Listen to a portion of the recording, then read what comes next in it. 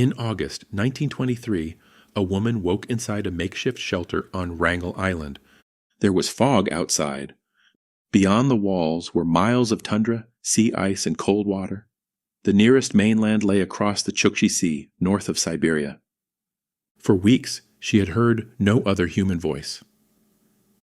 The expedition's leader had disappeared. 2 other men had disappeared with him. The 4th was dead. His body was still inside the old camp, protected as well as she could protect it behind a barricade of wooden boxes.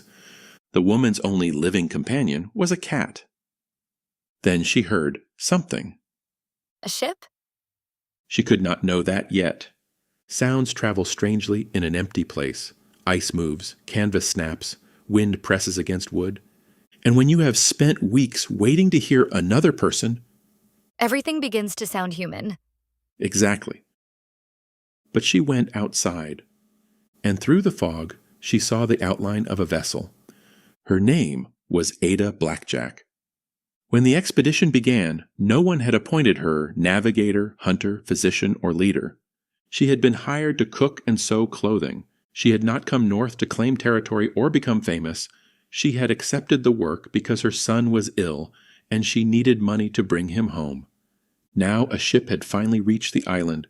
Ada ran toward the shore, believing that the 3 missing men might be aboard. They were not. Of the 5 people who had landed on Wrangel Island almost 2 years earlier, Ada was the only one who would return. And the person who planned the expedition? He had never gone with them. This is not only a story about surviving the Arctic. It is a story about who was considered prepared, who was considered expendable, and who was allowed to take ownership of survival after it was over. Welcome to Untold History. This is Forgotten Lives, where we recover the people who were pushed toward the margins of stories that could not have happened without them. Today, Ada Blackjack and the disastrous Wrangel Island expedition. Before we get to the island, I think we need to correct one impression immediately. Ada is often introduced as an Arctic explorer. She eventually became one in the most practical meaning of the word, but that was not why she joined. Ada de Lutuk was born near Solomon, Alaska, probably in 1898. She was Iñupiat. After her father died, she was sent to Nome while still a child. Methodist missionaries taught her English, reading, writing, cooking, and sewing. Those skills would later matter in ways the men arranging the expedition do not seem to have anticipated. But there is another misleading version of this story, that she survived because she was indigenous, and therefore must have arrived knowing exactly how to live alone in the Arctic. Yes, and that needs to be rejected. Ada understood the Arctic as a homeland rather than as an empty space on a map. She knew cold. She knew scarcity. She knew how clothing was made and repaired. But the surviving record indicates that she did not begin the expedition as an experienced hunter. She had to learn many of the skills that eventually kept her alive. So there was no dramatic reveal where everyone discovered she had secretly been the expedition's greatest survival expert. No. The truth is more impressive than that. She became more capable because the alternative was death. At around 16, Ada married Jack Blackjack. The marriage was difficult. Accounts describe abuse and eventual abandonment. She gave birth to several children, but only one son survived infancy. His name was Bennett. And Bennett is really the reason this entire story begins. He is. After the marriage collapsed, Ada was left with very little money and a chronically ill child. Bennett's illness is generally identified as tuberculosis. Ada reportedly walked to Nome carrying him for much of the journey, but reaching Nome did not solve the problem. She could not afford the care he needed. She eventually placed him in an institution where he could receive food and treatment while she searched for paid work. That decision must have been Almost impossible. Yes, and we should be careful not to judge it using the comfort of hindsight. She was not surrendering her son. She was trying to keep him alive. What work could she find? Cleaning, sewing, domestic labor. Then, in 1921, an unusual offer reached Nome. An Arctic expedition needed Alaska Native families who could make and repair fur clothing on Wrangel Island. Ada was offered a reported salary of $50 a month to work as a seamstress and cook. Was $50 enough to change her situation? Potentially. It offered a path back to Bennett, but the job also meant being taken to a remote island, left there for at least a year, and depending upon people she barely knew to return for her. And she believed other Iñupiat people would be going too. That appears to have been her understanding. But before the expedition departed, the others withdrew. Ada was suddenly the only Alaska Native participant, the only woman, and the only person there because poverty had made the danger seem worth accepting. The man behind the expedition was Vilhjalmur Stefansson. By 1921, Stefansson was one of North America's best-known advocates of Arctic exploration. He promoted an idea sometimes called the friendly Arctic. The Arctic, he argued, was not necessarily an empty white death trap. Travelers who understood the environment could live from its resources instead of transporting enormous quantities of food. And there is a reasonable point inside that argument. Indigenous communities had lived in Arctic regions for generations. European expeditions often arrived with huge amounts of equipment while ignoring local knowledge. That was the strongest part of Stefansson's position. He challenged the assumption that Europeans failed in the Arctic because the land was inherently impossible. Often, they failed because they refused to adapt. But that does not mean food will appear whenever an expedition needs it. Exactly. A useful criticism became dangerous when it was converted into certainty. Game can migrate. Weather can prevent hunting. Ammunition can run low. One failed relief voyage can change every calculation. Wrangel Island lies in the Arctic Ocean north of Siberia. It is a substantial island, but extremely isolated and surrounded by waters that can remain inaccessible even during summer. It also had geopolitical value. Russia had the strongest claim, but Britain, Canada, and the United States all appeared in the island's complicated political history. Stefansson believed that continuous occupation might strengthen a territorial claim connected to Canada and the British Empire. So this was not merely a scientific expedition. No. The party would collect observations and explore the island, but the central project was occupation. Place people there, raise a flag, maintain a continuous presence, and then use that presence to support a claim. But Stefansson himself did not join them. No. 4 men were selected. Alan Crawford was a young Canadian and the expedition's formal leader. Milton Gall was an American. Lorne Knight had previous Arctic experience under Stefansson, and Fred Maurer had survived the wreck of the Karluk and had already spent months on Wrangel Island. Maurer's presence probably made the whole thing seem credible. He had survived there before. It must have reassured them. But surviving temporarily while waiting for rescue is not the same as establishing a dependable settlement with limited provisions. The expedition also needed people to produce and repair Arctic clothing. Ada expected other Iñupiat participants to accompany her. When they withdrew, she considered leaving too. She feared polar bears, she feared isolation, and she had reason to fear being left with 4 unfamiliar men. But Bennett was still in Nome. Yes, the salary could help her bring him home. So she boarded the ship. A cat came with them. The cat was called Victoria, usually shortened to Vic. Was Vic brought to control mice? Apparently not. Vic seems to have been more of a mascot or good luck animal. In September 1921, the expedition reached Wrangel Island. The supplies were unloaded. The camp began to take shape, and then the vessel that had delivered them turned away. The men celebrated. Ada walked toward the shore and watched it disappear. She cried. Because once the ship vanished, every promise depended on someone coming back. Every promise became theoretical. The money, the supplies, the return journey, even the idea that the island could feed them. At first, Wrangel Island seemed to support Stefansson's confidence. The party established its main camp along the southern coast. They hunted, they explored, they photographed themselves in heavy clothing beside ice formations, equipment, and animal remains. Early hunting success provided enough food to make the experiment appear viable. But Ada struggled. She experienced intense anxiety and sometimes withdrew from her assigned duties. The men responded with frustration. and at least once, with open coercion. Lorne Knight recorded that after Ada refused to repair a pair of boots, he tied her to the flagpole until she agreed. He recorded that himself? He did. That tells us quite a lot about what he believed was acceptable. It does. Ada was technically an employee, but on Wrangel Island she had no meaningful protection, no outside authority, no one she could report the men to. The same people who depended on her work also had the power to punish her for refusing it. And later versions sometimes smooth this over. Ada is frightened. There is some early conflict. And then everyone supposedly becomes one cooperative Arctic family. Reality was less comfortable. They did cooperate. They had no choice. Ada repaired clothing, prepared food, and performed the repetitive domestic work that kept the camp functioning. But cooperation did not erase the imbalance. A seamstress can sound almost ornamental when it appears in an expedition roster.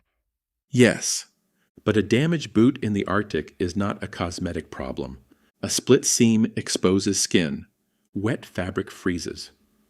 Poorly fitted fur clothing loses heat.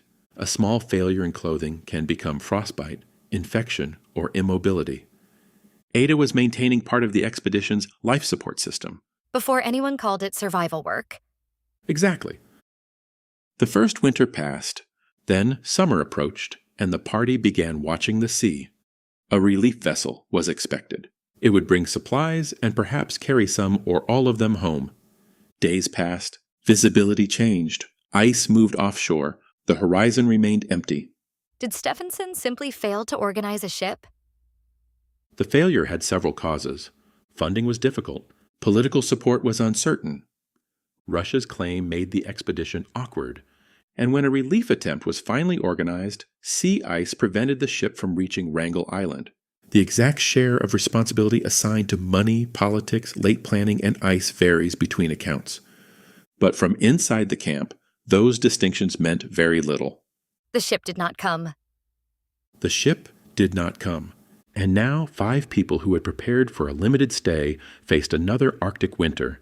Their food stores were reduced. Ammunition was limited. Game did not appear in the quantity Stephenson's theory had encouraged them to expect. This is where living off the land stops sounding philosophical. It becomes arithmetic. How many cartridges remain? How much energy does it take to reach a trap? How many calories might that trap return? Can you afford to spend food searching for food that may not be there? By late 1922, the expedition was no longer merely uncomfortable. It was beginning to collapse. Lorne Knight became ill. His gums deteriorated. His strength declined. Small wounds stopped healing properly. The signs pointed towards scurvy, caused by prolonged vitamin C deficiency. Scurvy rarely arrives as one dramatic event. It dismantles the body gradually. Fatigue becomes weakness. Weakness becomes immobility. Pain makes ordinary work difficult. Eventually, a person becomes dependent upon companions who are already hungry themselves. Could fresh meat have helped? Certain fresh foods available in Arctic environments can prevent or alleviate scurvy. But knowing that in principle is not the same as obtaining a dependable supply, the party was not catching enough suitable food. Knight continued to deteriorate. By January 1923, they made a desperate decision. Alan Crawford, Fred Maurer, and Milton Galley would leave Wrangel Island. They would cross the frozen Chukchi Sea toward Siberia and search for help. Knight was too ill to travel. Ada would remain with him. How far did the 3 men expect to walk? The intended crossing is often described as approximately 90 miles. But that number gives a false impression of stability. Sea ice is not a road. It fractures. It drifts. Open water can appear without warning. Pressure ridges force detours. A person can walk for hours while the surface beneath them moves in another direction. On January 28, 1923, the 3 men departed with sled dogs and supplies. And that was the last confirmed sighting of them? Yes. No reliable evidence records their final hours. They may have fallen through the ice. They may have been trapped by weather. Exposure, exhaustion, or starvation may have killed them. Anything more specific is speculation. At the camp, Ada and Knight waited. At first, they could imagine the men had reached Siberia. Then they could imagine that organizing help was taking time. Eventually, hope became difficult to distinguish from routine. Knight's condition worsened, and every task that had once been divided among 5 people now fell largely to Ada. She collected fuel, emptied waste, prepared food, repaired clothing, maintained equipment, checked traps, attempted to hunt, and cared for a man whose previous behavior toward her had included cruelty. There is a temptation here to simplify their relationship. Either Ada becomes a saint who never resented him, Or she becomes the person blamed for not saving him. exactly. Neither version is responsible. The surviving record shows tension, frustration, and fear. Knight could be demanding and hostile, particularly as his illness progressed. Ada also continued nursing him. She cleaned him, tended his sores, brought food, read to him. When she obtained something valuable, she often gave him a substantial share. That does not mean she forgave everything. No. Caregiving does not erase anger. It means that whatever she felt, she continued doing the work, and she was becoming sick herself. So this was not a healthy person caring for a dying one. It was one hungry, frightened, and increasingly isolated person trying to keep 2 people alive. Ada began keeping the surviving section of her diary in March 1923.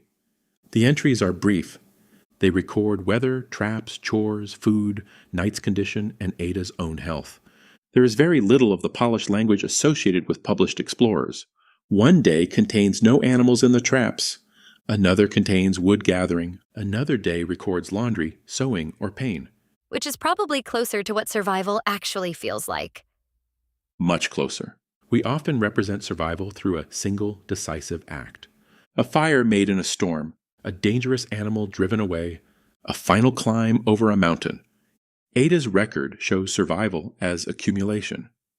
1 trap checked, 1 weapon cleaned, 1 meal stretched, 1 object repaired before it became useless.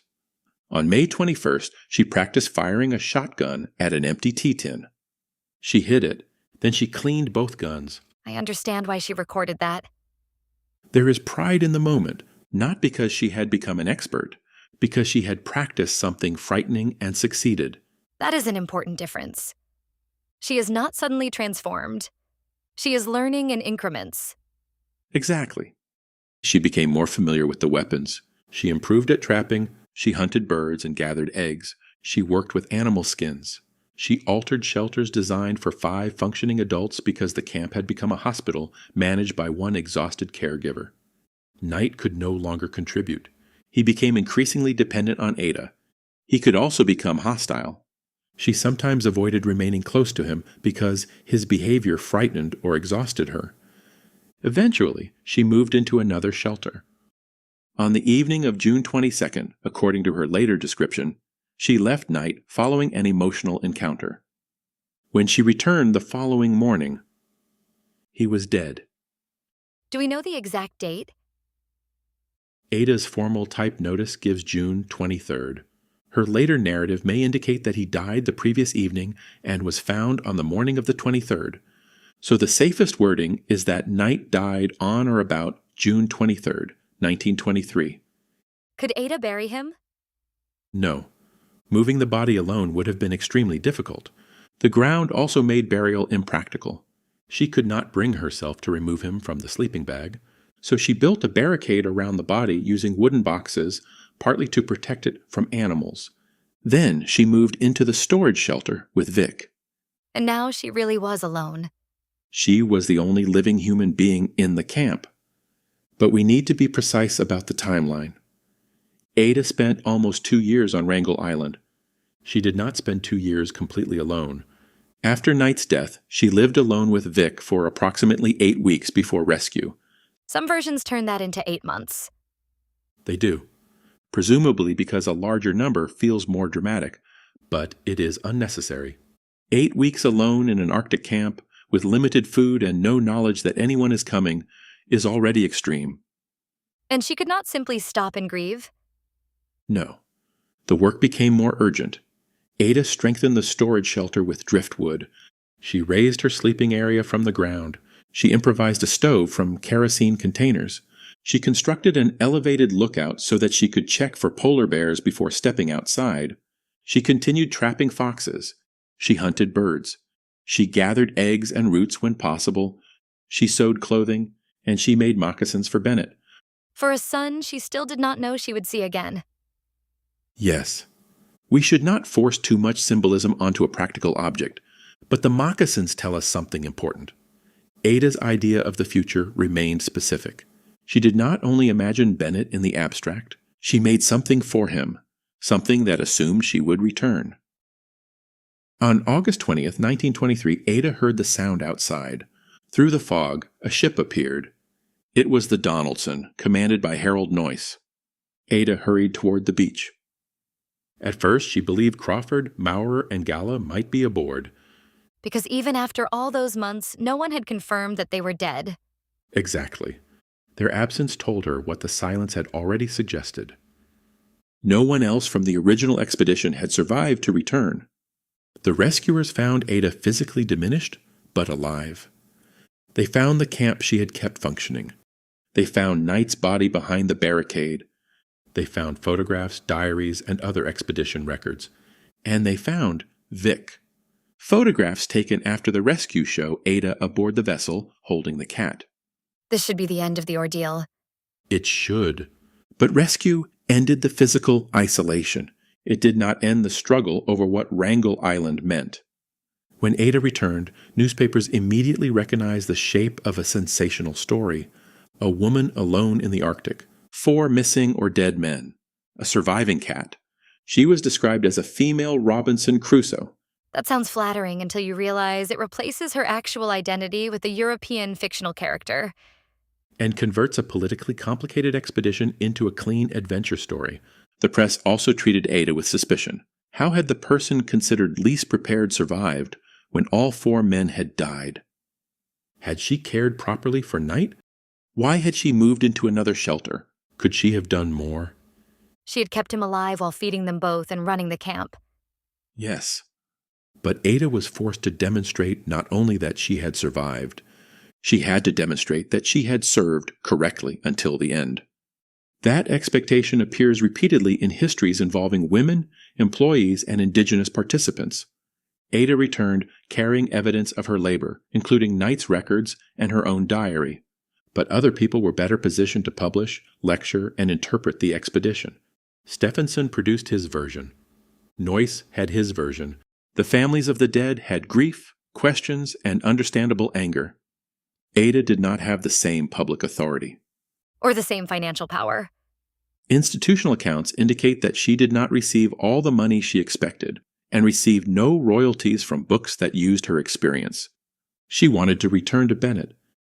Eventually, she was able to reunite with him and take him to Seattle for treatment. So the original reason she joined the expedition was not entirely lost. No, but survival did not produce permanent security. Ada later developed tuberculosis herself.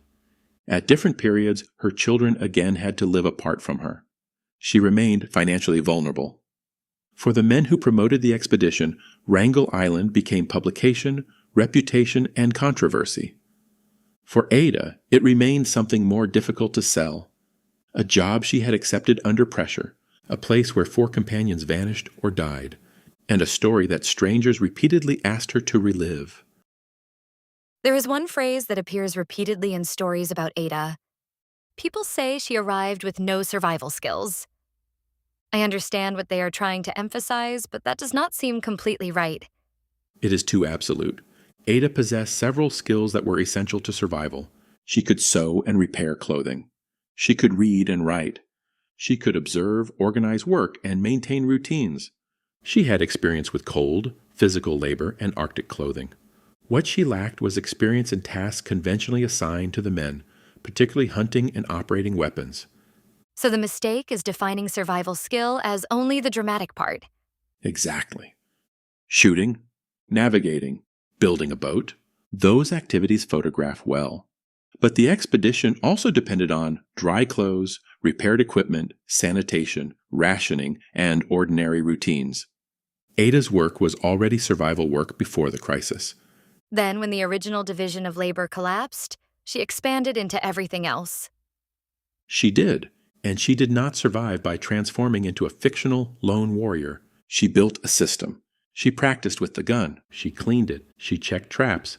She modified the shelter. She reduced her exposure to polar bears. She preserved equipment. She recorded her tasks. She maintained a future specific enough to make something for Bennett. No single action guaranteed that she would survive. Together, those actions increased her chances. How much responsibility belongs to Stephenson? We should avoid the easiest version. He did not knowingly send 5 people to certain death. Several of the men volunteered enthusiastically. Maurer had direct knowledge of Wrangel Island. Stephenson did attempt to organize relief. But he promoted the confidence without carrying the same physical risk. That is the central problem. He supported a lightly provisioned occupation based on an optimistic understanding of Arctic abundance. When financing, politics, and relief plans failed, the people on the island absorbed the consequences. So the responsible judgment is not that Stephenson intended their deaths, it is that authority, confidence, and danger were distributed unequally. He supplied the theory. They supplied the bodies. And Ada supplied labor the expedition initially treated as secondary. Until it became the labor that remained. There is also a danger in describing Ada as completely forgotten. Her diary survived. Her family remembered her. Archivists, historians, and Alaska Native organizations have worked to restore her place in the record. What was often forgotten was not her name. It was the meaning of her role. She could be remembered as a curiosity and still be misunderstood. Yes, she could be praised as a heroine while remaining unpaid. She could be described as naturally suited to Arctic survival, while the evidence of her fear, practice, and gradual learning disappeared. The heroic version can erase a person almost as effectively as the dismissive version. Because both replace her with a symbol. Ada Blackjack was afraid. She became ill. She argued with Knight. She sometimes checked the traps and found nothing. She did not know what had happened to the 3 missing men. She did not know whether another ship would ever come. She continued working. In 1983, Ada died in Alaska.